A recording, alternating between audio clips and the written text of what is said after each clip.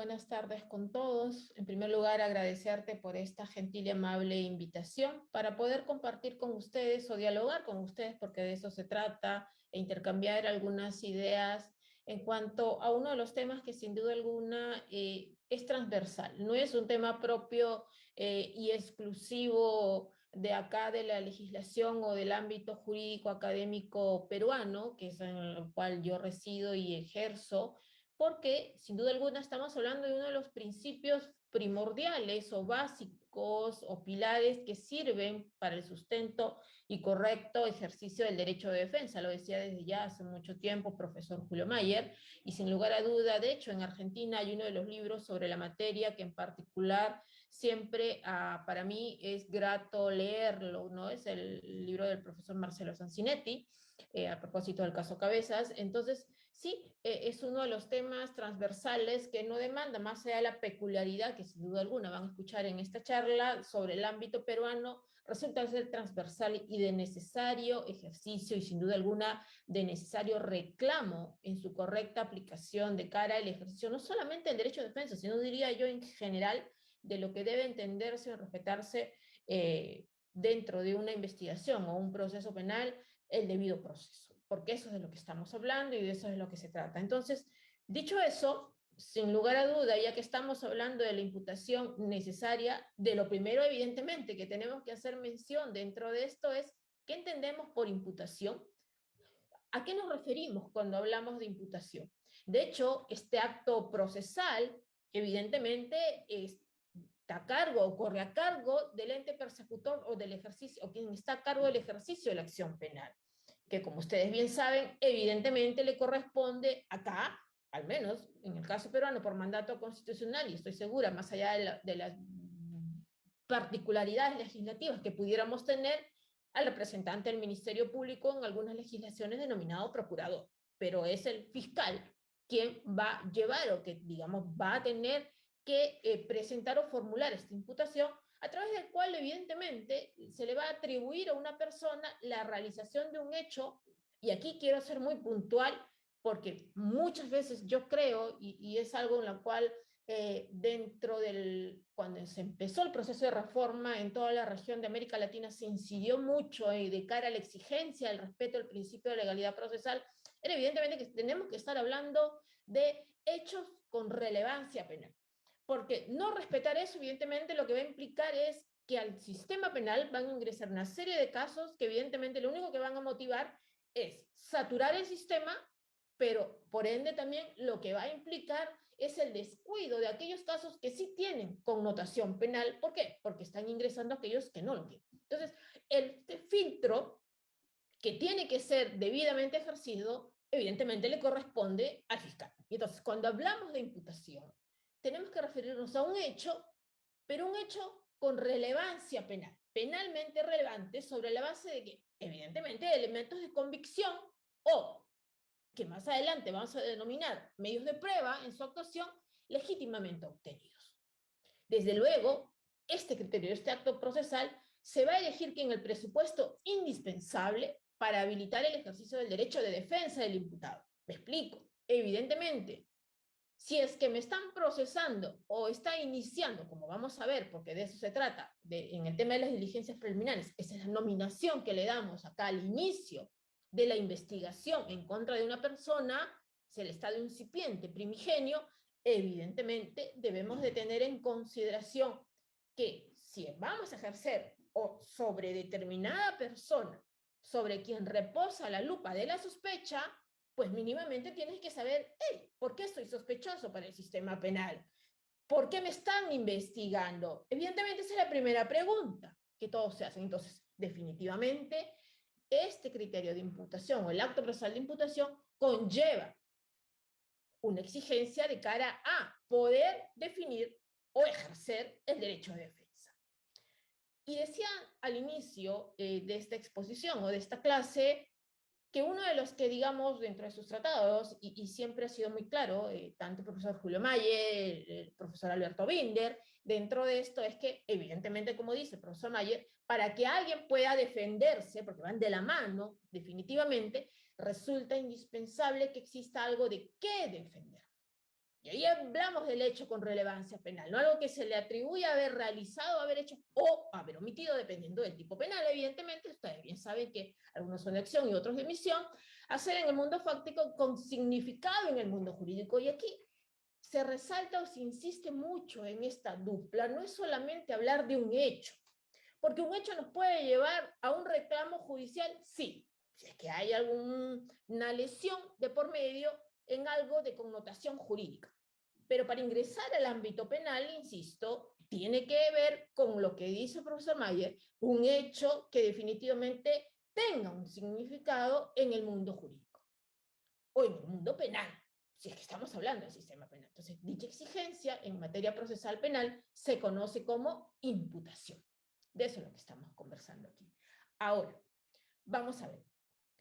En el sistema nacional, más allá, insisto, de la transversalidad de esta regulación o de la exigencia del cumplimiento de este principio de imputación necesaria, en la legislación nacional, o más concretamente, y aquí hay que ser sinceros, hablaba con el equipo que siempre me apoya en la definición y en la concreción de las materias académicas en mi oficina, y era que el tema de la imputación necesaria o el principio de imputación necesaria, en el caso peruano, no nació dentro de un ámbito normativo. Nosotros hoy en día, desde el año 2006 y de manera progresiva, se viene aplicando, o ya estamos a nivel nacional, en vigencia completa del Código Procesal Penal que se emitió en el año 2004. Antes de eso teníamos el Código de 1939, un código que fue, digamos, de carácter mixto, si es que estamos hablando de un sistema procesal penal propio, pero lo cierto es que en ese sistema, digamos, hoy en día el fiscal, como en muchos de los sistemas de ustedes, definitivamente lo que hace es dirige la investigación y es quien decide, definitivamente, la formalización de la investigación o comunicarle tan solo al juez de que ha iniciado una investigación ya formalizada. La preliminar no, la formalizada. Pero antes se requería de una decisión del juez para que este juez, quien era el director de absolutamente todo, decida si iniciaba o no un proceso. Y dentro de ese contexto, definitivamente, lo que acontecía era algo muy simple o algo muy llano, que se iniciaban los procesos, pero que esto conllevaba en una situación muy particular, que era que muchas veces definitivamente se adolecía de lo que denominaba Mayer esta imputación. No había un hecho concreto, es decir, se emitía la resolución, te abre un proceso, más no te defino por qué te estoy procesando. Y entonces hay dos antecedentes muy puntuales y este principio vino de primera mano a, digamos, a presentarse en el ámbito nacional peruano de la mano del Tribunal Constitucional, ni siquiera prontamente de la Corte Suprema Penal o del Código Procesal Penal o de alguna norma de carácter procesal penal, sino cuando, digamos, por las deficiencias normativas, ya me estoy explicando, teníamos un código de 1939, vigente del año 40, y legislación complementaria totalmente dispersa, que dentro de eso, sin lugar a duda, fue el Tribunal Constitucional en un caso muy connotado de relevancia internacional, incluso porque fue el denominado caso General Electric. Aquí era un proceso penal con mandatos de prisión preventiva ordenado a altos funcionarios americanos de esta transnacional, que es la General Electric, en la cual se reclamó, hey,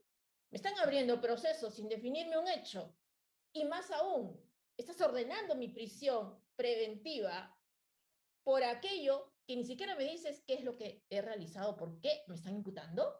Entonces el Tribunal Constitucional fue muy concreto y por primera vez definió o trajo en el mundo académico peruano el tema de la imputación necesaria.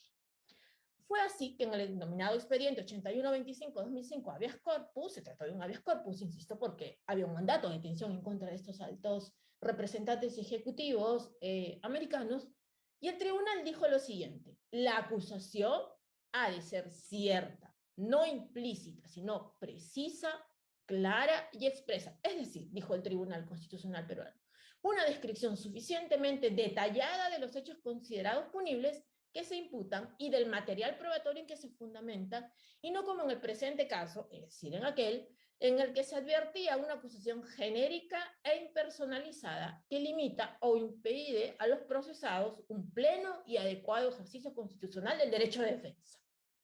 Y era claro, evidentemente, porque ahí se les había abierto proceso y se había ordenado prisión preventiva o detención preventiva, como se denominaba antes, sin establecer un hecho puntual, individualizado. Y entonces el Tribunal Constitucional trajo a consideración en la exigencia de incumplimiento a fin de evitar indefensión del principio de imputación necesaria. ¿Cuál fue la consecuencia? La consecuencia fue que se declaró nulo este auto de procesamiento y nula, por ergo, también, en este caso, el mandato de prisión. Hubo un segundo caso que ya no tanto tenía que ver con la definición del hecho en sí, sino con el segundo componente, este es la relevancia penal. ¿Y qué es lo que dijo el Tribunal Constitucional en el expediente 3390-2005 habeas corpus? Un famoso caso también de la hermana de un expresidente peruano. Lo que dijo fue, no solamente basta definir este hecho, sino que si le estás imputando un delito a una persona y ésta tiene diversas modalidades, pues mínimamente también define. ¿Para qué? Para que vea de qué es lo que se tiene que defender. Y así dijo que en tanto esta persona no estaba informada con certeza de los cargos imputados, se le restringía evidentemente en ese caso la posibilidad de declarar y de defenderse de los hechos concretos. Se trataba de un caso, en este caso, por delito de falsedad de documentos en general, ahí donde no se había precisado pronunciarse de cuál de las modalidades delictivas presumiblemente habría incurrido a la persona. Entonces tendría que definir, evidentemente, si se trataba de la falsificación de un documento, en este caso que se le imputaba de ser público o privado, porque así como en sus países, definitivamente acá en el nuestro varía. Y varía no solamente el tratamiento jurídico penal, sino que también varía definitivamente el desarrollo y la consecuencia, sin lugar a dudas. Ahora, esta cuestión que debemos de tener en consideración, como ya les dije, sí tenía evidentemente una plasmación o una regulación a nivel internacional, pero en el ámbito nacional no la teníamos regulada. De hecho, no la tenemos regulada, no la teníamos a nivel de constitucional, pero evidentemente se desprende de una interpretación conforme al artículo 224D y el 139.14 de la Constitución que plasman evidentemente el derecho de defensa. Porque es una exigencia el derecho de defensa, o mejor dicho, para poder ejercer de manera completa y correcta la defensa, conocer los hechos de los cuales se me está imputando. Entonces, de ahí deriva. Y evidentemente también deriva de aquella garantía macro que es la contenida en el debido proceso. Evidentemente también está contenida regularizada, garantizada en los tratados internacionales y puntualmente en el artículo 14.3a y b del Pacto Internacional de Derechos Civiles y Políticos y en el artículo 8.2b y c de la Convención Americana sobre Derechos Humanos. Hay una serie de tratamientos y definiciones que tienen que ver al respecto. Citaba en su momento inicial el profesor Alberto Binder, y quien dice que por demás este principio, o también denominado principio de imputación necesaria o principio de imputación concreta, como quieran denominarlo, pero lo cierto es que la exigencia de la definición de una imputación es el acto procesal que formula el ente persecutor, ya lo decíamos antes, en este caso el fiscal, mediante el cual se le atribuye a una persona la realización de un hecho penalmente relevante. ¿Qué implica esto? Lo que implica es que se garantiza que la calificación jurídica realizada en el marco de un proceso penal sea respetada y que por demás constituye un límite a la potestad de resolver por parte de quién, del órgano jurisdiccional. Ahora, dentro de esto hay que tener en consideración determinados criterios o requisitos que se deben de tener en cuenta para que pueda concretarse de manera correcta. ¿Y de qué estamos hablando aquí? Ya lo dijo la Corte Suprema en el recurso de nulidad 2823-2015 ventanilla, lo que dice aquí o lo que establece de manera concreta en este caso es que son tres los componentes que necesariamente se deben de tener en consideración. Un aspecto en este caso fáctico, que debe ser entendido como la exigencia de un relato circunstanciado y preciso de los hechos con relevancia penal, que se atribuyen a determinada persona, y digo determinada persona porque en los casos de pluralidad de investigados o procesados, definitivamente la concreción tiene una exigencia mayor que viene de la mano de la individualización o definición concreta. Por eso que se dice imputación no solamente necesaria, sino también concreta de cara a quien se está persiguiendo. Y por ello viene de la mano el segundo factor, que es el lingüístico, es decir, que tiene que ser formulada en un lenguaje claro, sencillo y entendible, sabiendo que si bien constituye un trabajo técnico jurídico, definitivamente el destinatario definitivamente puede ser un ciudadano común o llano que no necesariamente tiene el bagaje o el conocimiento jurídico como para poder entender. ¿Por qué? Porque ya sabemos, los abogados hablamos a veces muy técnicos, cuando debemos de ser siempre muy claros, porque el destinatario final es un ciudadano común que no necesariamente tiene un conocimiento técnico. Y más allá de ellos, como ustedes saben también, las resoluciones o las disposiciones muchas veces son leídas o entendidas por ciudadanos de la sociedad que tampoco tienen este conocimiento. Por eso tiene que haber un lenguaje claro. Y el tercer factor o el tercer requisito tiene que ver con la construcción normativa o jurídica. Esto es, se supone el cumplimiento previo de los presupuestos fácticos y lingüísticos que ya hemos descrito en este punto. Es decir, ¿qué se exige aquí? Que mínimamente se fije la modalidad típica, que se fije además la imputación individualizada, ahí donde hay varios investigados o varios procesados, y que además se fije el nivel de intervención que pudo haber tenido en el contexto del hecho que se está haciendo o que está haciendo materia de persecución penal. Esos tres son los requisitos que mínimamente ha de tenerse en consideración. Ahora, de cara a la charla que estamos, digamos, convocados el día de hoy, esto va siendo gradual. Hay que ser claros en esto. Y la gradualidad dependerá del camino que ha de discurrir la investigación de cara al desarrollo futuro que pueda tener. Porque evidentemente no va a ser lo mismo el nivel de exigencia al inicio de las diligencias preliminares, esto es, al inicio de una investigación, o si lo quieren decir en términos simples, al inicio de un caso, con aquel que se tenga al momento final post-juicio oral o post-etapa de juzgamiento o siquiera post-acusación, donde ya definitivamente el hecho tiene que estar definido. La exigencia será gradual y será progresiva. Y eso lo vamos a ver a continuación, o vamos a tratar de explicarlo, a ver qué tiene que ver. Hablemos antes de dos factores importantes que considero debemos tener en cuenta aquí, cuando hablamos de imputación necesaria. Me refiero, ¿cuál es la función? ¿Por qué estamos hablando hoy en día de, para qué nos sirve? ¿Cuál es el objeto dentro de esto? Definitivamente, porque tiene relación en que imputar a una persona un hecho punible y afirmando determinadas proposiciones fácticas vinculadas a la realización de todos los elementos que comprende el tipo penal. Muchos cuando hablamos de litigación oral, definitivamente lo primero que tenemos que ver es ¿cuáles son los hechos del caso? Bueno, los hechos son estos, que el día 15 de noviembre del año 2022, a las 7:30 de la noche, en la ciudad tal, sucede que fulano y sutano, una gresca, y uno de ellos acuchilló, disparó al otro en presencia de tal o tal, y cuentas la historia. Pero dentro de ella definitivamente tendrías que identificar cuál es el tipo penal que pudiera ser materia de esto. Y este tipo penal depende de los hechos, porque estos surgen definitivamente de los hechos que están haciendo materia de investigación o que son parte del suceso. Y a raíz de ahí, definitivamente lo que tienes que hacer es desprender cuáles serían las proposiciones fácticas que luego van a tener que adaptarse o adecuarse dependiendo de si eres fiscal o eres defensa a la tesis jurídica que estás proponiendo.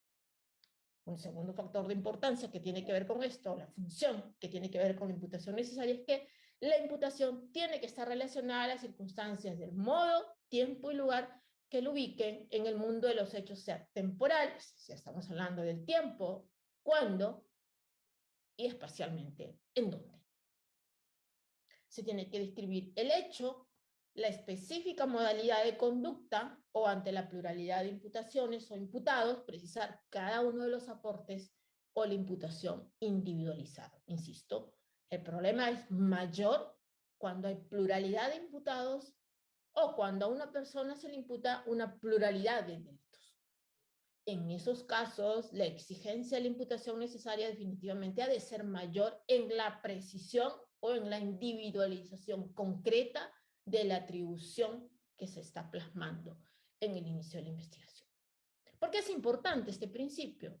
Por tres factores mínimos a saber. Primero, porque va a permitir la vinculación entre el hecho, el suceso que es el objeto de la norma, al final, que vamos a tener que adaptar o adecuar a la teoría jurídica, y una persona, que es decir, el sujeto de la norma, realizada sobre la base de este ámbito técnico.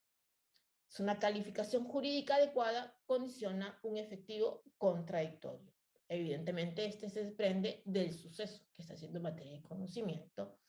¿Y por qué? Lo venimos diciendo desde el inicio, para ejercer de manera eficaz y eficiente, de manera correcta, el derecho de defensa. Si no conocemos la imputación, mínimamente, según el estadio en el cual nos encontremos dentro del proceso, nos va a ser difícil o imposible ejercer de manera correcta el derecho de defensa.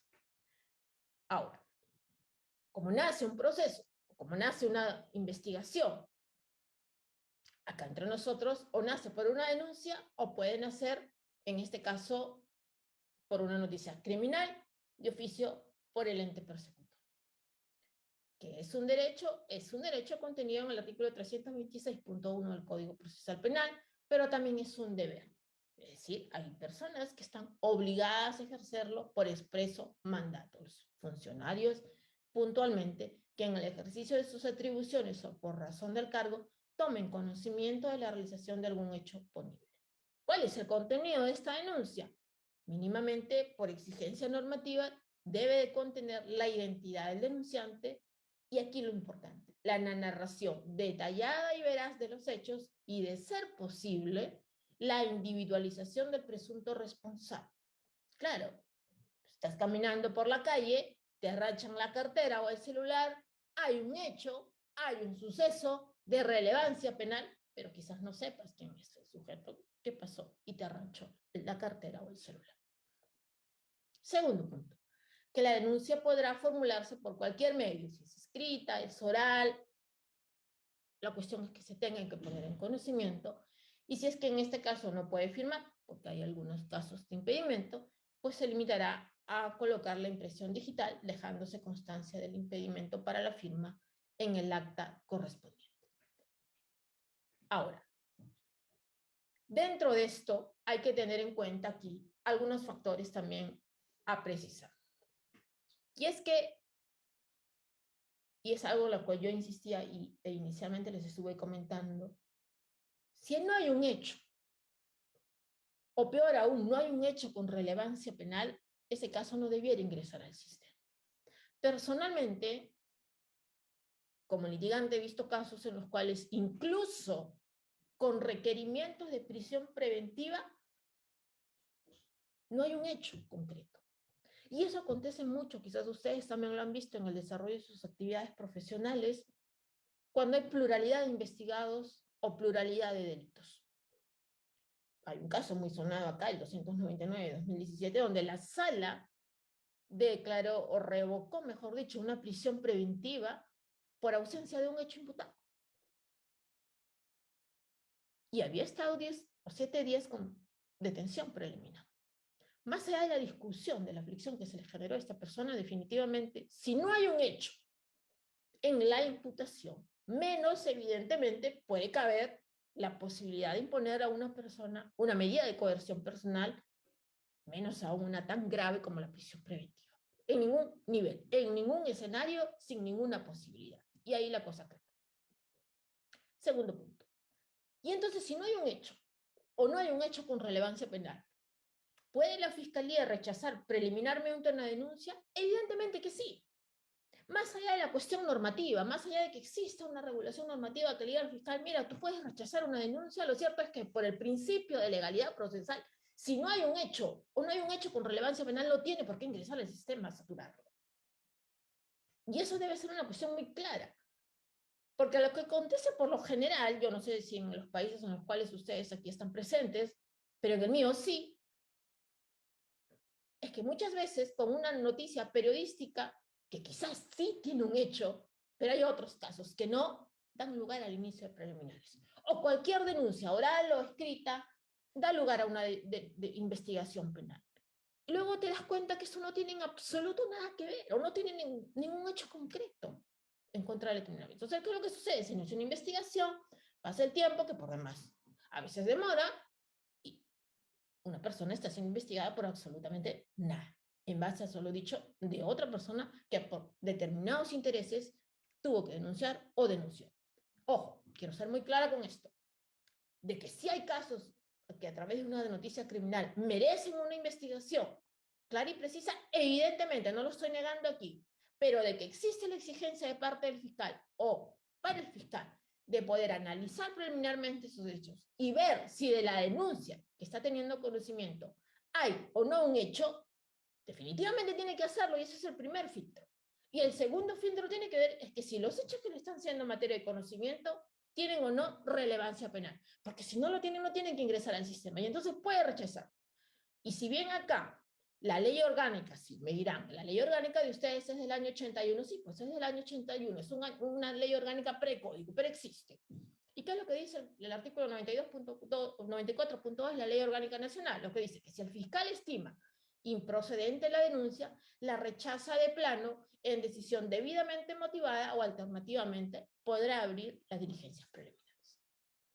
Ahora, si es fiscal, lo dice ya ahora el Código Procesal del 2004, vigente del año 2006, al calificar la denuncia después de haber dispuesto a realizar las preliminares, considera que el hecho denunciado no constituye delito, vean ustedes, es decir, hay un hecho, pero no de relevancia penal, que no es justiciable penalmente o que se presente una causa de extinción prevista en la ley, declarará que no procede formalizar y continuar la investigación preparatoria y ordenará el archivo. Es decir, toma conocimiento de la denuncia y advierte que no solamente no hay un hecho, que el hecho no tiene relevancia penal, entonces no tiene por qué iniciar investigación, la rechaza de plano.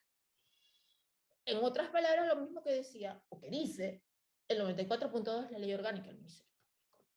Se exceptúa en esta regla, evidentemente, si es que a posterior se presentan nuevos elementos de convicción, en cuyo caso deberá reexaminar los actuados el fiscal que previno, en el supuesto que se demuestre que la denuncia anterior no fue debidamente investigada o que el fiscal superior que previno designará, dependiendo en ese caso, a otro fiscal provincial. El 335.2 del Código establece esto.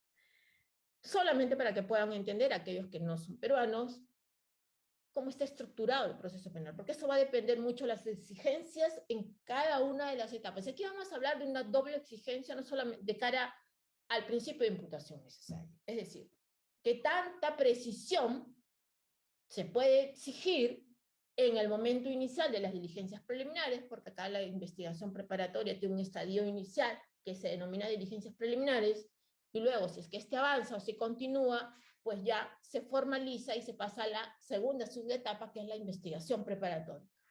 Al concluida esta, si el fiscal lo considera pertinente, puede formular acusación o requerir el sobreseimiento. Y si que este prospera, pues nos vamos al juicio oral. Y en este trayecto o en este camino, la exigencia es doble. Primero, y es progresiva, que tanto la concreción de los hechos en la imputación es exigible. Y en segundo lugar, el estándar probatorio que aquí se está exigiendo o que se exige, porque también es gradual. No es lo mismo desde un inicio, sino que estaba de manera progresiva ascendiendo. Bien, y dentro de eso, definitivamente hay que tener en consideración lo siguiente. Dentro de estas diligencias preliminares, que está a cargo del fiscal, que está a cargo de la dirección fiscal definitivamente, tiene como objeto determinar los presupuestos formales para iniciar válidamente la investigación judicial, no jurisdiccional, pero son aquellos de carácter urgente o inaplazable. Eso es lo que dice la norma procesal penal en este caso. Entonces, son las primeras acciones que realiza la Fiscalía o la Policía bajo la dirección del Ministerio Público cuando toma conocimiento de la sospecha de la comisión de un delito y se denomina una fase prejurisdiccional. Prejurisdiccional, pero en la cual también evidentemente se hace exigible y respetable los principios que existen y los componentes del debido proceso. ¿Se realiza con qué finalidad? Si el hecho denunciado es delito, si se ha individualizado el presunto autor o si la acción penal no ha prescrito. Ahora, hay que tener en consideración estos factores para poder ver aquí. ¿Cuándo se puede disponer la formalización de la investigación? Es decir, cuando ya estamos avanzando aquí, cuando aparecen indicios reveladores de la existencia de un delito que no ha prescrito, se ha individualizado al imputado y se cumple con los requisitos de procedibilidad. ¿Qué es lo que ha dicho la Corte Suprema sobre esto? Dos factores importantes, que es inmediato y último. Primero, establecer la materialidad del delito, asegurar los elementos materiales de la comisión e individualizar a los presuntos responsables. He ahí, es inmediato y se acontece o se actúa todo lo que es inmediato o pronto. Y luego, porque sirve para reunir los elementos que permitan estimar si se formaliza o no se formaliza la investigación, es decir, si continuamos al siguiente estadio o no continuamos al siguiente estadio. Ahora, ¿qué es lo que se necesita para iniciar las preliminares? Ya lo dijimos, una denuncia o que puede ser definitivamente de oficio a través de una noticia criminal que ha llegado a su conocimiento. ¿Qué son los actos urgentes? Debe tratarse de una actuación que debe realizarse de modo apremiante o prontamente. ¿Qué son los actos inaplazables? Esto es, las preliminares. El estadio inicial de la investigación es aquello que no se puede postergar o diferir y que debe hacerse o realizarse de manera inmediata y concreta, pues su no actuación inmediata genera el riesgo de que esa diligencia pueda perderse o que no consiga en ese contexto el efecto deseado. Y aquí lo que estábamos conversando, esto es, esta doble exigencia en ese trayecto procesal penal que estábamos hablando desde el inicio de las preliminares hasta la culminación del juicio oral, va definido en el nivel, digamos, de exigencia de menor a mayor por el principio de progresividad. Ya lo ha dicho acá la Justicia Nacional Peruana, que el respeto del principio del derecho de contar con una imputación necesaria debe ser verificado de acuerdo al avance del proceso penal, esto es, del principio de progresividad. ¿Y ello por qué? Porque definitivamente si estamos en un nivel incipiente de investigación o inicio de investigación, el caudal, digamos, fáctico, ya ni siquiera el probatorio, pero también el fáctico, va a ir avanzando progresivamente y será progresivamente donde se va a ir concretando. De ahí que la Corte Suprema, en la sentencia plenaria casatoria 1/2017, lo que ha dicho es que el desarrollo de la acción penal durante el procedimiento atraviesa varias fases y en cada una de ellas las exigencias son mayores, unificados bajo el concepto muy difuso de prueba semiplena. Ya lo que he dicho en un punto. Pero lo que es lo que hay que tener en consideración, que en la fase preliminar del proceso en el cual las exigencias de imputación son mínimas, se puede exigir un nivel de narración mínimo también. Insisto, ¿por qué? Porque recién está empezando, recién está iniciando. Ahora, el que sea mínimo no equivale de manera alguna, como muchas veces sucede, a la ausencia de la definición de un hecho. Porque mínimamente lo que sí te tienen que decir es por qué y en base a qué hecho se empezaba una investigación en tu contra. No basta decir, te voy a investigar por corrupción de funcionarios, o te voy a investigar por lavado de activos, o te voy a investigar por robo. Ya, sí, pero mínimamente, ¿cuál es el hecho que configuraría el delito de cohecho, si estamos hablando de uno de tal? O cómo así, cómo, cuándo, dónde, mínimamente digo, no estoy pidiendo que ya me precises a un nivel de exigencia mayor propia de la acusación, digamos, de cómo habría supuestamente, se habría configurado en una actuación propia un acto de lavado de activos, o cómo es que yo sería parte en este caso de un supuesto robo. Mínimamente dime el hecho. No te estoy pidiendo un detalle mínimo o con exigencia mayor propia de la acusación. Pero si estás empezando una investigación en contra de una persona, pues definitivamente tiene que definirlo. Por eso, insisto, si bien este es progresivo, el nivel de exigencia en la concreción del hecho es progresivo, eso no implica de manera alguna que se te pueda iniciar una investigación sin definirte mínimamente el hecho. Es eso, una definición mínima, pero no ausente. Y ahí el problema, porque a veces es ausente y no se define. Y lo propio va a pasar, y lo vamos a ver a continuación con el tema probatorio. ¿Qué implica este principio de progresividad en la exigencia? Lo que tiene que ver es que, dice, el principio de progresividad de la imputación constituye un aspecto consustancial a la investigación preliminar. ¿Por qué?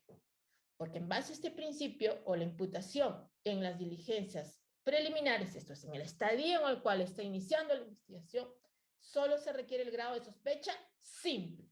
Y ahí vamos al segundo componente, y lo vamos a ver en unos momentos.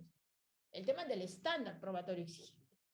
Cuando empiezas unas diligencias preliminares, empiezas una investigación, la imputación, el hecho, tiene que existir, se te tiene que informar, pero en un nivel mínimo, pero mínimamente también entendible.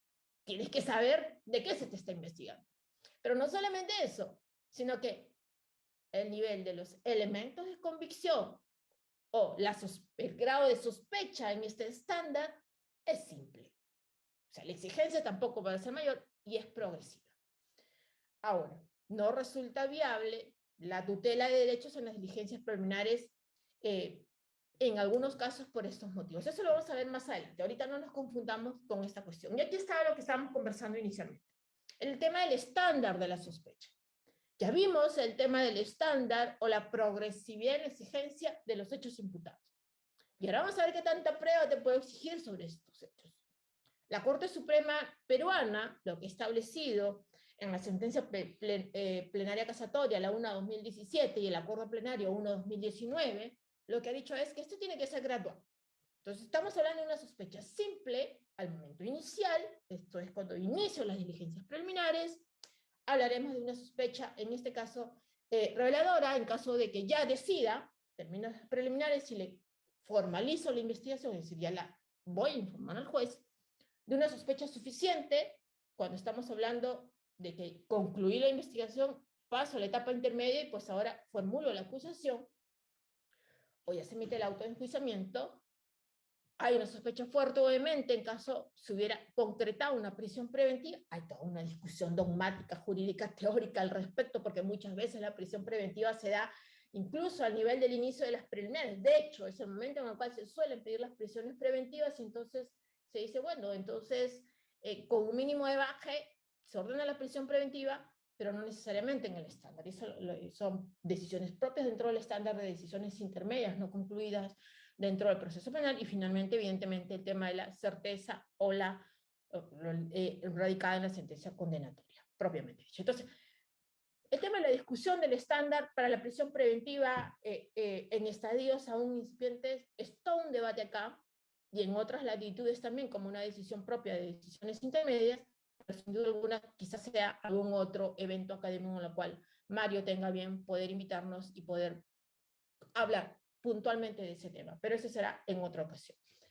Dentro de este estándar, sin lugar a duda, el tema de sospecha, este estado de conocimiento que tiende a aumentar, ya lo vimos, dentro de esta progresividad, precluye en cada etapa procesal y se da inicio. ¿Por qué es importante? Evidentemente por esta gradualidad que permite el bagaje también, es decir, no te voy a acusar exactamente con los mismos medios que tuve al momento de iniciarte las diligencias preliminares. Tiene que ser mayor. Y si te voy a condenar, pues tiene que ser aún mayor. Entonces, la progresividad en la exigencia es más rigurosa, digamos, dentro de esto. ¿Qué más tenemos sobre este punto? El tema de la sospecha inicialmente simple, que es el que se requiere para este estadio de las diligencias preliminares, ¿no? ¿Qué es lo que ha dicho? Que es la Corte Suprema lo que ha dicho en el Acuerdo Plenario 1/2019, es que es en el Plenario 3/2019, es el que es el primer escalón de intensidad de la sospecha. Evidentemente, que es el grado de menor nivel de conocimiento en el cual surge cuando el fiscal advierte de un hecho penalmente perseguible, el cual es requerido para instaurar las diligencias preliminares, es el de sospecha simple. Y lo propio ha dicho en el plenario 1/2017, en el cual estableció que para la emisión de la disposición de las diligencias preliminares, esto es de iniciar la investigación, solo se requiere en este caso la sospecha inicial simple, que esto es el grado menos intenso de la sospecha, para determinar si han tenido lugar los hechos objeto de conocimiento y su delictuosidad, así como para asegurar los elementos materiales de su comisión, individualizar a las personas involucradas en su comisión también. ¿Cuál es la importancia? Primero, porque la sospecha inicial es propia de la necesidad de abrir una instancia de persecución penal, es decir, que impulse el procedimiento de investigación, y en segundo lugar, porque este grado de sospecha implica un alto grado o un grado cognitivo de los hechos en el nivel escueto o simple, el que se desarrollará en mayor grado de conocimiento según la progresividad de la investigación. Ustedes ven, si estamos recién iniciando, evidentemente, este principio de progresividad resulta ser importante. Ahora, ¿qué pasa si no se cumplen o que no, si no se respetan, evidentemente, en este caso, la imputación necesaria o los grados? Entonces, lo que estaríamos hablando, evidentemente, muy directamente, pudiera ser de la afectación de dos derechos fundamentales. El derecho de defensa, que en el caso peruano está contenido en el 139.14 de la Constitución, y el derecho a la motivación, que si bien la Constitución peruana habla en el 139.5 de motivación de las resoluciones judiciales, ya el Tribunal Constitucional y la Corte Suprema han establecido en senda jurisprudencia que esta exigencia les es extendible también al fiscal. Y de hecho el Código Procesal Penal establece normativamente que el fiscal tiene el deber en sus disposiciones, más aún en los requerimientos, de motivar debidamente o cumplir con el estándar de motivación. ¿Por qué decimos esto? Porque definitivamente, insisto, lo dijimos al inicio, si no hay un hecho o si no se tiene conocimiento de este hecho, deber comunicarlo el hecho, pues entonces aquí, y hago un paréntesis aquí muy importante, no solamente es que existe el hecho, sino que este hecho que lo conoce el ente persecutor o el fiscal, pues tiene necesariamente, y ahí la concreción de este principio, de ser puesto en conocimiento del sujeto imputado, o del sujeto investigado, o del sujeto sobre el cual recae la sospecha. De nada vale que se quede en la esfera y en el fuero interno del fiscal el conocimiento de este hecho, si es que mínimamente, a pesar de conocerlo, no le ponen conocimiento al individuo. ¿Por qué? Porque es el quien necesita defenderse. Si no, ¿de qué se va a defender? Por eso es que el Código Procesal Penal habla que en caso no se respeten estos derechos o que no se le ponga en conocimiento de los hechos por los cuales se le está imputando, tenga la posibilidad de acudir en reclamo al órgano jurisdiccional a través de la tutela o el mecanismo de la tutela. Y este es precisamente uno de los mecanismos que tenemos, la tutela de derechos. Antes del Código Procesal Penal, y un tanto ya para ir finalizando y ajustándome al tiempo que Mario gentilmente me ha otorgado, hay que tener en consideración aquí, muchas veces cuando había afectaciones a derechos fundamentales, lo que hacíamos era recurrir en habeas corpus a la justicia constitucional. Justicia constitucional entre paréntesis, porque sabemos acá que los habeas corpus eran vistos por los jueces penales. Hoy en día tenemos una justicia constitucional en la cual los habeas corpus y los amparos son vistos por jueces constitucionales. Entonces, hoy en día el Código Procesal Penal sí recoge un mecanismo dentro del proceso penal donde puedas reclamar afectaciones de derechos fundamentales. Y uno de ellos es la tutela de derechos. Y la tutela de derechos está contenida en el artículo 61.1 del Código Procesal Penal, donde permite al imputado recurrir ante el juez ahí donde considera que existe o se pudiera dar a través de la, digamos, de la realización de una actuación del Ministerio Público de una afectación a derechos fundamentales. Y puntualmente aquí ya la Corte Suprema, a través de los acuerdos plenarios y las calificaciones, lo que estableció que este es un mecanismo del justiciable para frenar los actos de investigación realizados por el fiscal que puedan vulnerar las garantías legales o constitucionales que pudieran darse. ¿Cuál es la finalidad de esto? Protección, resguardo y correspondiente efectividad o subsecuente efectividad de los derechos fundamentales que tiene el imputado, definitivamente. Ya la Corte Suprema ha establecido determinadas características de este mecanismo. Tiene que ser residual, evidentemente, porque existen otras vías. Si estás reclamando plazo, pues hay una audiencia de control de plazo. Si estás reclamando la tipicidad de los hechos, pues hay una audiencia de sección de procedencia de acción. Pero ahí donde no, está la tutela de derechos, que es autónoma definitivamente porque no perturba ni suspende el discurrir de la investigación principal, va por cuerdas separadas, si lo quieren entender de esa manera, es preclusoria porque se da en determinados estadios procesales, no se da en cualquier estadio procesal, por lo general se da dentro de la investigación preparatoria, es reparadora porque evidentemente tiene por objeto reparar la afectación de un derecho fundamental, en este caso, y es igualadora porque pretende definitivamente consignar lo que el título preliminar del Código Procesal Penal peruano establece, que es la igualdad de armas y igualdad frente a la ley. Dicho eso, entonces, lo que debemos de tener en consideración, que es dentro de toda la gama de derechos fundamentales que reconoce el Código Procesal Penal, y ya lo he dicho en la Corte Suprema en varias sentencias, insisto, es que el primero de ellos es el que nos tiene convocados el día de hoy. Esto es el conocimiento de los cargos incriminados e información de derechos. Cuando se afecta este derecho fundamental, pues definitivamente puede el imputado definitivamente recurrir en tutela de derechos a exigir, hey, ¿me estás investigando? Dime mínimamente de qué me estás investigando, ¿por qué me estás investigando? Entonces, son aspectos que debemos de tener en consideración para ver y definitivamente es uno de los mecanismos por los cuales más se recurre ahí donde tenemos, digamos, estas afectaciones o estos casos. Les estoy mostrando aquí algunos casos en los cuales ya la Justicia Nacional Peruana ha reconocido este caso y lo dice, debe entenderse por cargos penales aquella relación o cuadro de hechos o acontecimientos históricos de relevancia penal, yo insisto mucho en eso, porque a veces no los hay, que se atribuye al imputado y que prima facie justifican la inculpación formal del Ministerio Público en este caso, ¿no? Tenemos muchos casos en los cuales se reclama acá cuando consideran que hay afectación de estos derechos fundamentales precisamente a través de la tutela de derechos. Yo quedo atenta por si por allí hay algún comentario o hay alguna duda sobre este tema y pudiéramos compartir, si es que hay, no sé, hay algunos minutos, yo tengo luego otra clase, otra reunión, pero podemos ir viendo, Mario, no sé si hay, Sí, doctora, si hay alguna justo pregunta. les había comunicado a los asistentes que puedan levantar el icono de la mano para poder realizar sus preguntas.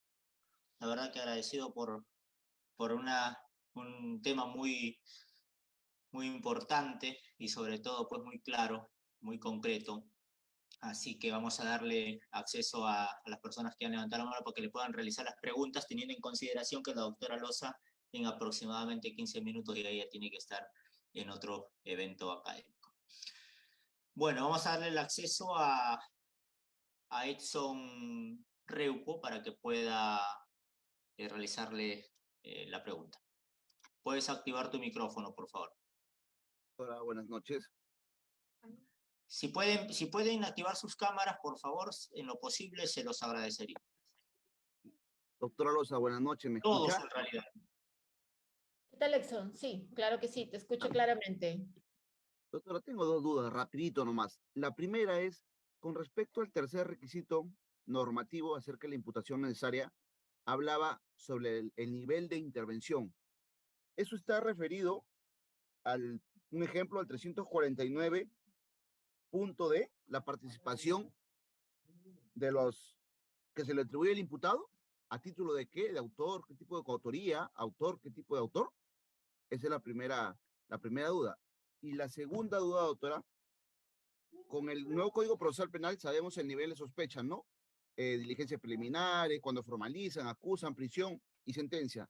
Pero si nosotros nos vamos al Código de Procedimientos Penales de 1940, ¿cuál sería en este caso la base legal si, por ejemplo, en una audiencia de presentación de cargos, el fiscal no es preciso? ¿Cuál sería la base legal como para tratar de, así como en el control de acusación, ¿no? Tiene 5 días para que él pueda subsanar, ¿no? Si no lo subsana en el momento. Ahora, estoy revisando el 77 del Código de Procedimientos Penales y el punto 6 dice, el juez resolverá oralmente en audiencia la procedencia de la apertura de la instrucción. Para ello realizará un control de legalidad. Entonces, de la imputación formulada. Yo pienso de que esa es la base legal para hacerle precisión o cuestionar si una imputación no es concreta.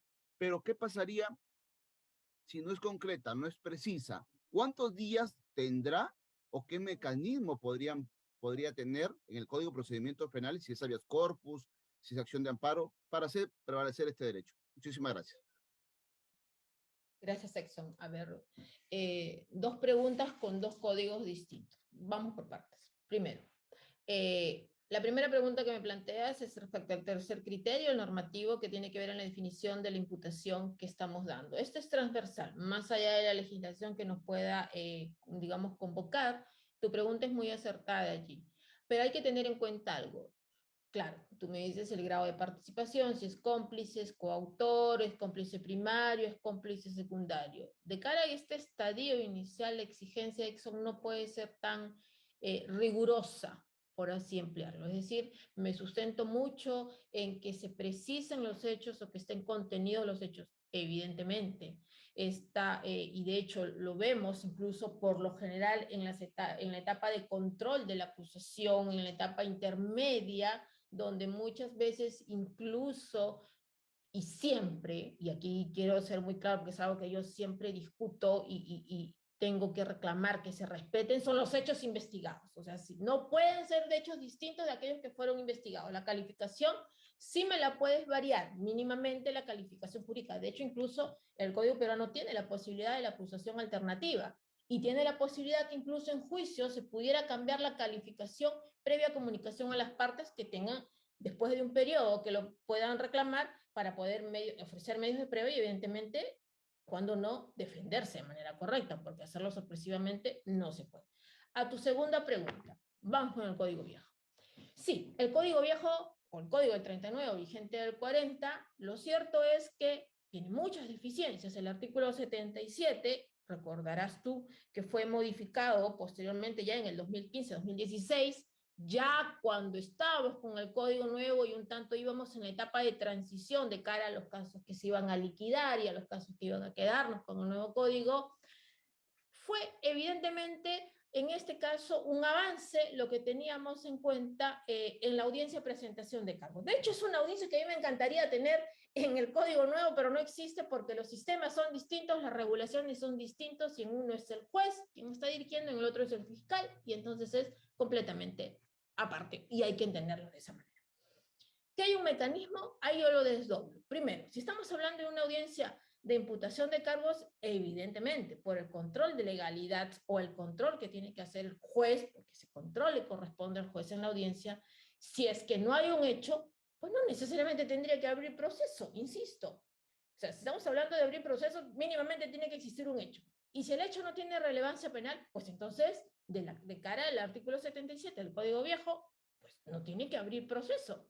Y en ese caso puedas deducir que en este caso no solamente no hay un hecho y pudieras reclamarlo y el fiscal tendría que repararlo en esa audiencia, o si no considera le puede dar un plazo, no está más o menos normativo, pero lo puede dar, pero si el fiscal está llevando un caso ahí, mínimamente tiene que conocer cuál es este hecho. Pero si el hecho no tiene relevancia penal, pues entonces entra a discutir en la audiencia de control de plazo, quizás desde ya la tipicidad o pedir el sobreseimiento por la tipicidad del hecho. Y el juez en este control definitivamente tiene toda la potestad para poderlo declarar infundado y no decidir el inicio del proceso. Entonces, sí tiene esta posibilidad. Que si esto pasa luego y lo vamos a ver post acusación, bueno, sabemos que el código antiguo, incluso sin tener en cuenta los procesos sumarios propios del decreto legislativo 124, que lo regulaba en su momento, mucho se discutía que no teníamos etapa intermedia y que llegaba la acusación y de plano nos veíamos en juicio en los procesos ordinarios o de plana en una sentencia en el proceso sumario. Así estaba regulado. Ya la jurisprudencia como que fue cambiando ahí como en el año 2007-2008, con algunos pronunciamientos del sistema anticorrupción, y se entendió y se modificó, de hecho, el Código de Procedimientos Penales en el capítulo de los actos preparatorios del juicio, donde ya se permitió realizar determinado control a esto, un control más formal que de fondo, pero incluso yo recuerdo un caso en el cual participé en su momento, hablándote ahí hace como 11 o 12 años, donde se permitió, ahí donde ni siquiera tenemos el control de acusación como ahora lo tenemos, que si le estamos diciendo, si el hecho es atípico, hay una excepción de improcedencia de acción, o excepción de naturaleza de acción, como se denominaba antes. ¿Por qué necesariamente lo voy a discutir en juicio? ¿Por qué voy a tener que esperar a entrar a un juicio y que en juicio se resuelva, o que incluso se hacía por incidente, por cuerda separada, si tienes posibilidad plena de poder resolverlo aquí? Lo cierto es que la sala se atrevió, y empleó el término atrevió, porque más allá de todo hizo valer la regulación principista, más allá de la legal, dijo, bueno, sí, el código permite la posibilidad de resolver medios de defensa técnica, se declaró fundado y pues ya no se entró a juicio. No. Entonces, sí hay posibilidades, como te digo, y la exigencia tiene que ser siempre muy puntual. Son dos cuestiones distintas, su tratamiento distinto por los ordenamientos procesales y diría yo por el sistema EXO, porque el sistema de ambos códigos es distinto. La exigencia, insisto, el principio es propio, porque el principio, recuerda tú que yo empecé mi exposición citando el caso General Electric, y el caso General Electric nació de la vulneración del artículo 77 del Código de Procedimientos Penales. Ni siquiera con el código nuevo, con el código, pero si tú revisas la sentencia 8125, es un caso con el código viejo y se declaró nulo ahí la medida de coerción. Es muy interesante ese caso. Yo siempre lo pongo como hito porque precisamente marcó, creo yo, jurisprudencialmente y le dio un giro al tratamiento que debieran tenerse. Así que muchas gracias, Exxon, por tu muy puntual pregunta. Muchísimas gracias, estimado Edson. Ahí te habilito para que puedas despedirte de la autora.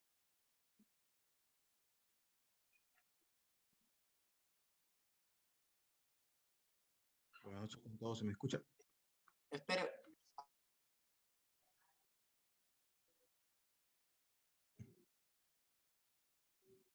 Permítame un segundo, por favor.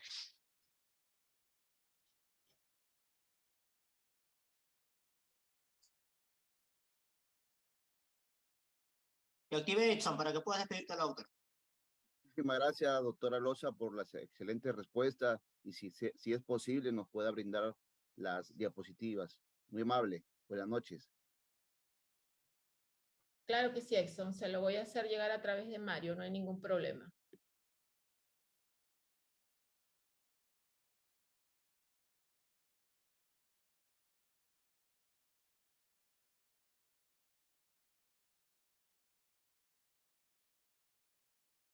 Bueno, estimado, por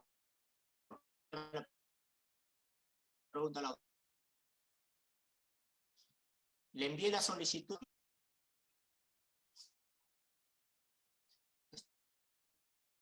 Sí, buenas noches. Puede hacer la pregunta. Buenas noches. Sí, buenas noches con todos. Buenas noches, doctora Loza. Un gusto, de verdad, escucharla y felicitarla por la ponencia. Admirable su trajinar como abogada litigante. Y yo he estado en ambos bandos, a nivel fiscal y a nivel de litigio como abogado, y de verdad que es duro litigar. En el Perú es duro litigar porque existe una cierta paralelo, juegan el juez con el fiscal y es complicado para los abogados. Doctora, mi pregunta es muy puntual por un caso real, ¿no? Y ocurre en provincia por lo general. ¿Qué pasa? ¿Qué sucede cuando el fiscal tiene un hecho fáctico, valga la redundancia, y se le ocurre de manera descabellada, con la finalidad de pedir prisión preventiva, tipificarlo en un delito muy grave? Le explico. Ocurre que un sujeto alquilaba cuarto a una chica, la chica no puede pagar el cuarto, y el sujeto le dice, no te cobro el cuarto, pero estate conmigo. Listo. Ese es el hecho con concreto. Fiscalía tipifica como delito de trata de personas en la modalidad de cliente del adolescente, 129J. Descabellado, por cierto, descabellado, pero formaliza por ese delito y pide prisión preventiva por ese delito. Lo que ocurre es que quien va a la audiencia no es el provincial, sino el adjunto. Cuando ingresamos al debate, el adjunto dice, yo no estoy de acuerdo con lo que ha hecho la provincial, para mí no es trata de personas, puede ser acoso, pero no comparto la tipificación. El juez, pese a ello, dicta la prisión preventiva. Lo curioso es que, como defensa, pedimos la nulidad de la disposición de formalización en el extremo de la imputación. ¿Por qué? Porque solamente había señalado el hecho investigado y el tipo penal. No realizó labor de subsunción. No dijo cómo es posible que ese hecho fáctico encaje en el delito de trata de personas. Se nos denegó lo peticionado y ahora el tema es ir en tutela. Pero el acuerdo plenario establece que el juez no puede dictar la nulidad de la disposición formal preparatoria. Y en ese caso, ¿qué tendría que hacerse? ¿Cómo tendría que procederse en el caso específico? Atendiendo a que Fiscalía establece que si bien es cierto un requisito de la formalización es los hechos y la tipificación, ellos ya han tipificado colocando el tipo penal, lo cual no es correcto. Una cosa es el tipo, otra cosa es tipificar, que es encuadrar el hecho en el tipo. Entonces, doctora, esa es mi pregunta. ¿Cómo debe procederse o debería haber una modificación legislativa en el sentido de que el juez de preparatoria pueda dictar la nulidad de la disposición de formalización ¿O cómo debería remediarse este caso? Misma autora, gracias. A ver, muy amable, muy buena tu pregunta, porque sí, sí hay esto. A ver, hay sentencias de la Corte Suprema, no tengo en la mente en este momento el número, pero luego les puedo compartir esta casación. Hay varias casaciones, pero ya la tendencia de la Corte Suprema es que se puede, yo siempre marco, a ver, cuando yo discuto, y creo que se discute, y esa es la línea del Acuerdo Plenario 1/2019 y también de estas sentencias casatorias, es en la discusión de la prisión preventiva, y estamos hablando de una medida muy gravosa, que como lo vimos en el estándar probatorio es aún mayor que incluso que el requerimiento acusatorio del auto de enjuiciamiento. La discusión es la siguiente. Primero tienes que ver, evidentemente, dice la sentencia Moquegua, empiezas por los graves y fundados elementos de convicción que vinculen al hecho imputado con el sujeto. Segundo, la pena probable. Tercero, el tema del peligro procesal, que puede ser el de fuga o el de obstrucción. Luego viene la proporcionalidad y finalmente el plazo. Detengámonos en el primero, porque el primero contiene varios puntos de discusión a su vez. Primero, hay un hecho, insisto. Segundo, hay un hecho con relevancia penal y claro, evidentemente, ya la Corte Suprema ha emitido pronunciamientos a través de casaciones en las cuales se establece que, hey, si has formalizado, son dos temas los que tú me has traído en consideración. Primero vamos a hablar sobre el tema de la prisión preventiva, luego vamos a hablar de la nulidad de la disposición de formalización. ¿Okay? Si has formalizado y estás requiriendo la prisión preventiva para una persona sobre un hecho que no es típico, pues mínimamente en efecto, y hay casos donde ya los jueces de investigación preparatoria, al menos en Lima, han determinado no cabe el tema de la prisión preventiva porque no me estás trayendo un hecho de relevancia penal. ¿Okay? O no cabe, los delitos especiales de tal exigen un componente puntual y no se cumple. ¿Okay? Más allá de la discusión del caso muy bueno que tú estás trayendo en consideración. Pues entonces lo que cabe es no dar la prisión preventiva porque no estás superando eso. Además, ni siquiera voy a entrar si hay elementos de convicción o no que sustenten tu posición. Me quedo en el segundo punto. No es un hecho de relevancia penal. Señor fiscal, ¿usted quiere prisión preventiva de ese señor? Tráigame un hecho con relevancia penal. Porque si no lo es, no. Ahora, vamos a su segundo punto.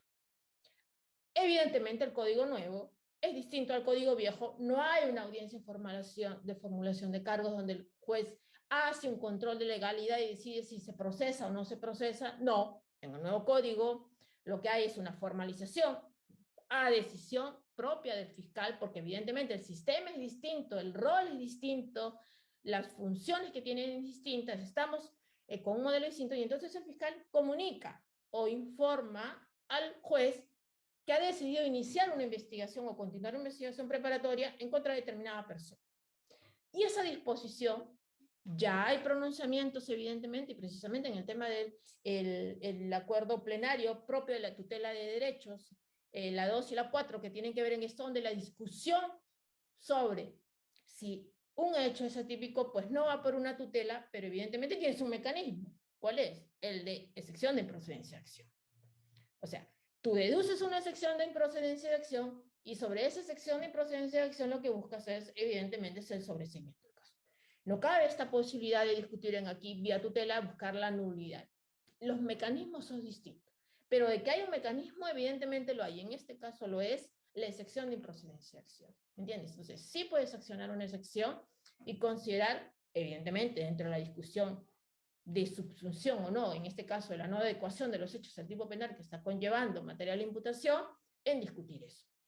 Porque evidentemente si tú planteas un tema de deficiencia o déficit probatorio o de elementos de convicción, lo que te van a decir, un momentito, esto no es propio de la sección y entonces lo vas a tener que ver aquí en el tema de la discusión propia de la investigación. Entonces, yo te invito a que puedas leer la casación 724-2015 PUNO, es la 724-2015 PUNO y la 564-2016 Loreto, donde más o menos aquí se discutió este tema, pero se pudo ver la 724-2015 PUNO, que es la que te estoy mencionando, y la 564-2016 Loreto. Ahí la Corte Suprema habla sobre lo que me estás comentando, estimado doctor. Para que te despidas, Exford, por favor, cortito nada más, Sí, doctora, porque ya... sí, agradecerle por la respuesta, doctora, y muy amable, un gusto, doctora. Bueno, tenemos solo 5 minutos para realizar las dos últimas preguntas, por favor. Vamos a darle paso, doctora, al doctor que también pues ha sido expositor en esta consultoría y es parte de la casa, desde México, el reconocido doctor abogado penalista José Rolando Navarro. Doctor, ¿puede activar su micrófono? ¿Me escuchan? Sí, doctor, perfecto. Gracias. Bueno, más que doctor, soy simple y sencillamente un abogado litigante. Acá en México los títulos se van en forma diferente. Y bueno, mi punto es solamente saludar a la doctora Loza Ábalos. Soy un admirador de ella. Excelente exposición, doctora. Muchas gracias por compartir sus conocimientos. Como bien lo dice el doctor Mario, he estado aquí en este programa un par de veces. Gracias por invitarme. Y créame, yo para no quitarle mucho tiempo, solamente quiero externarle mi agradecimiento por esta plática y recordarle que acá en México tiene un gran amigo. Y bueno, ahorita en el tema que estaban tocando seré muy breve. Por ejemplo, nosotros que usted, doctora, ahorita habló de un control de legalidad. Nosotros acá en México, digo, al menos si es un poco diferente, nosotros en México, después de lo que sería lo que es la investigación inicial, y allá me imagino que son las diligencias preliminares, todo el caso pasa a través de un juez de control para determinar si emite un auto de vinculación a proceso o no. O dicta un auto de no vinculación a proceso. Nosotros se supone que esta etapa o este estadio procesal es precisamente para controlar la legalidad de la investigación del Ministerio Público.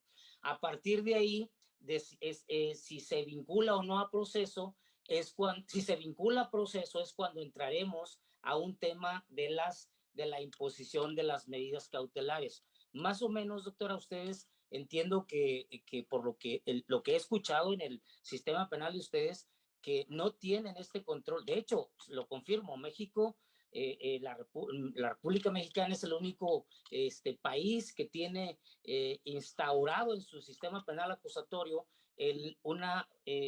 un auto de término constitucional que sería el auto de vinculación a proceso. Y a partir de ahí, a partir de una vinculación, que es donde se supone que ya pasó por el control de legalidad de un juez, es cuando se inicia la imposición de las medidas cautelares. Eso es a manera de comentario y nuevamente, doctora, externarle mi agradecimiento y decirle que soy un fan de usted. La seguía mucho en el canal judicial del Perú. Saludos, doctora. Saludos desde México. Muchas gracias, doctor José Rolando, muy amable por sus palabras, le agradezco mucho. Sí, como usted ha dicho, este auto de vinculación de proceso no lo tenemos acá. Los mecanismos de control que ha establecido el Código Procesal Penal, incluso la Corte Suprema, vienen del lado de otros mecanismos, como las audiencias de tutela, las audiencias de control de plazo, las audiencias o las peticiones de excepciones, que son donde se discuten la tipicidad o no del hecho imputado, y en paralelo, evidentemente, si es que hay o no la prisión preventiva. Con el Código Viejo, como bien lo hablaba nuestro colega que intervino anteriormente, el doctor Exxon, sí, hay esta audiencia de presentación de cargos, donde el juez con este control, en esta audiencia, sin perjuicio que se pueda hacer después la discusión, se decide en efecto si se inicia el proceso o no y si se imponen determinadas medidas cautelares. ¿Qué es lo que sucede? Que con el Código Viejo la figura del juez resulta todavía ser la gravitante y es el protagonista.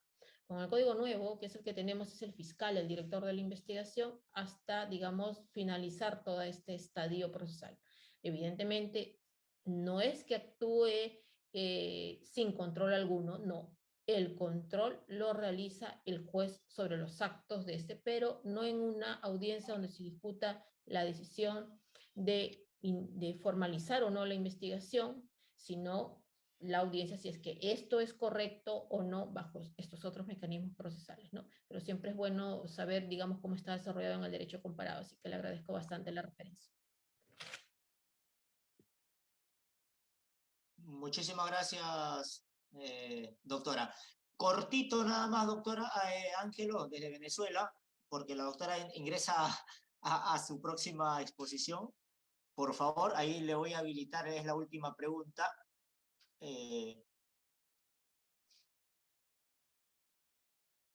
¿Puedes activar el micrófono, por favor? Activado.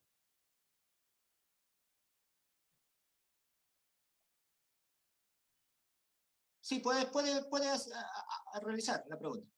Ok, perfecto. Muy buenas noches a todos. Gracias. Doctora Loza, un placer haberla escuchado. De verdad que gratamente complacido con su ponencia. No, lo que quería agregar, basado en su última palabra, el derecho comparado, creo que todos en Latinoamérica, y le hablo desde Caracas, Venezuela, partimos de un principio que es el derecho romano. El derecho romano nos marca una máxima: nullum crimen, nullum pena sine lege.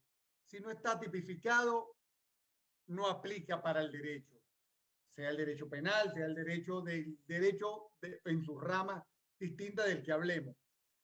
Bueno, excelente. Partiendo de eso, yo creo que el derecho procesal, como habló el doctor Navarro en su exposición anterior, que nos habló desde México, ustedes de Perú, mi persona desde Caracas, Venezuela, el derecho procesal es lo que nos marca la diferenciación de la tipología, el cómo ejecutar ese derecho. Pero creo que todos estamos en la misma sintonía.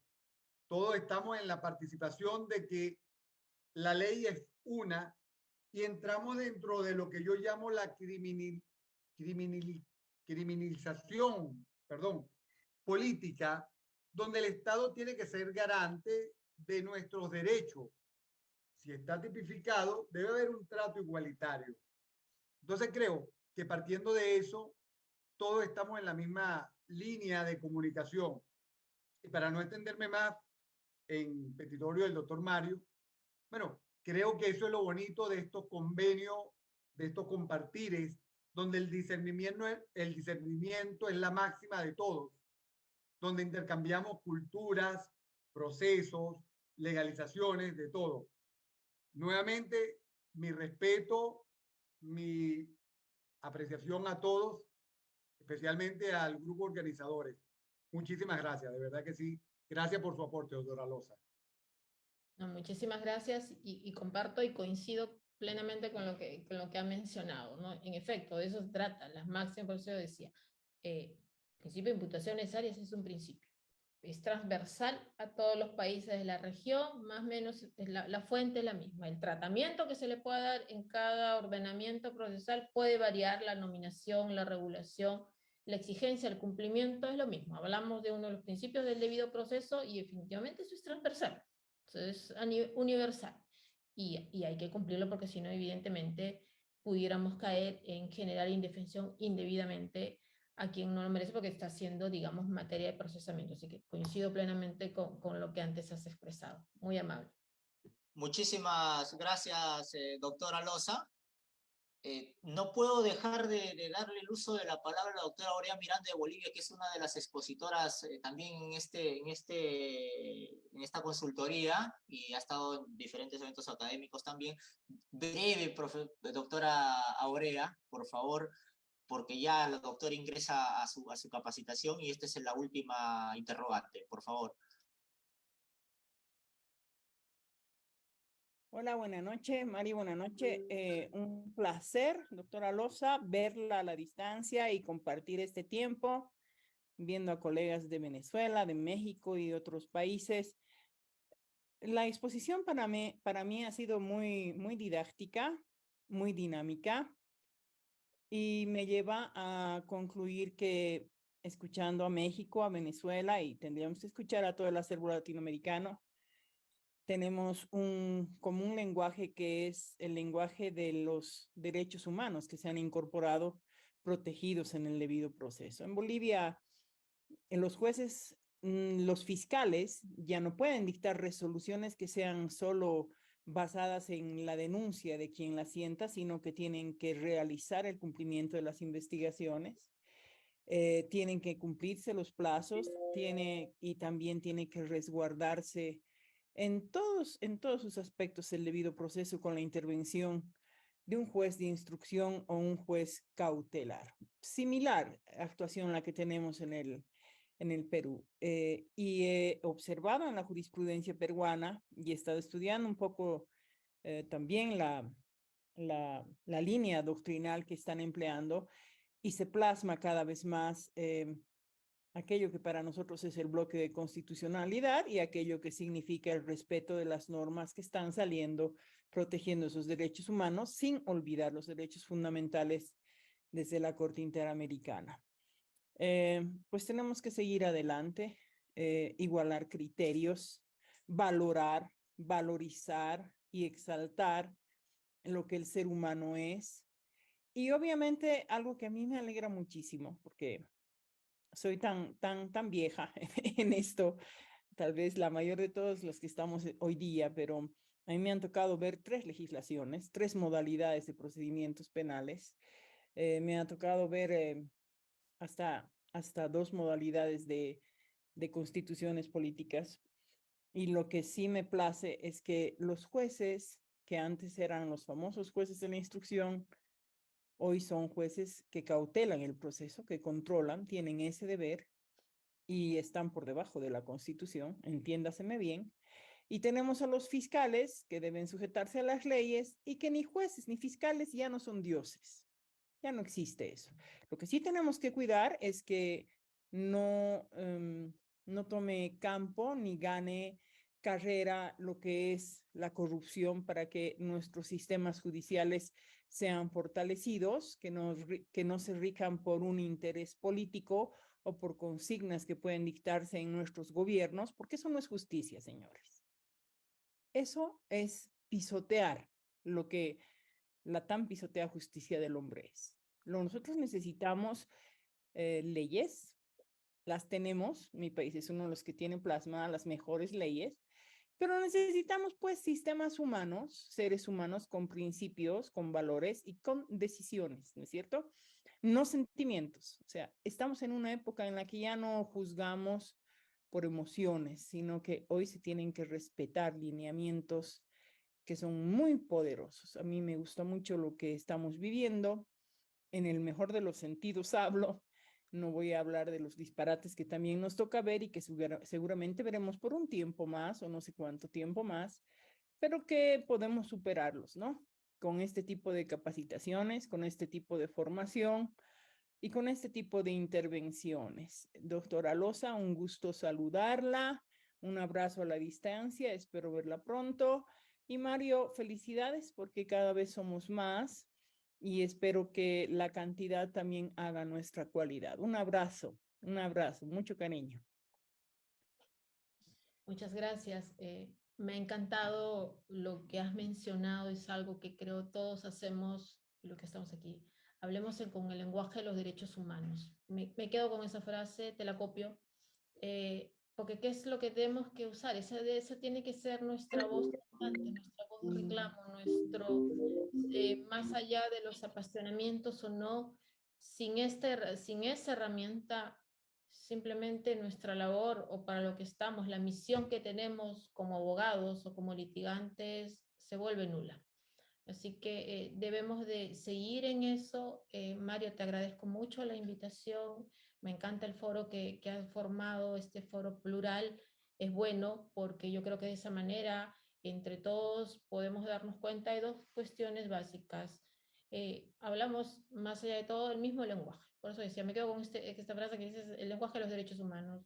Es lo que tenemos y es lo que siempre hay que forjar, hay que pelear, para eso estamos hechos, para eso nos preparamos y cambian algunos escenarios, cambian algunos detalles, pero la pelea es la misma y utilizo el término pelea en el mejor sentido, en el de debate, en el de hacer prevalecer los derechos fundamentales, porque tenemos la capacidad y lo debemos hacer. Ahí donde nosotros miremos de lado o nos callemos o simplemente nos hagamos los que no vemos nada, pues ya perdió sentido para lo que fuimos formados, ¿no? Si decidimos ser litigantes, porque somos litigantes aquí, más allá de que sean algunos fiscales o algunos abogados, lo cierto es que estamos para eso, estamos para defender y no debemos de parar nunca en eso, al menos yo siempre, cada vez que defiendo un caso, parto de eso, yo siempre parto por el tema de la defensa de los derechos y no me detengo hasta, como decía aquí, es uno de nuestros héroes, hasta agotar el último cartucho. Así que los invito a que hagan lo mismo y muchas gracias, Mario, por esta gentil invitación.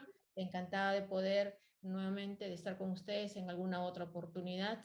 Saludos a todos desde acá.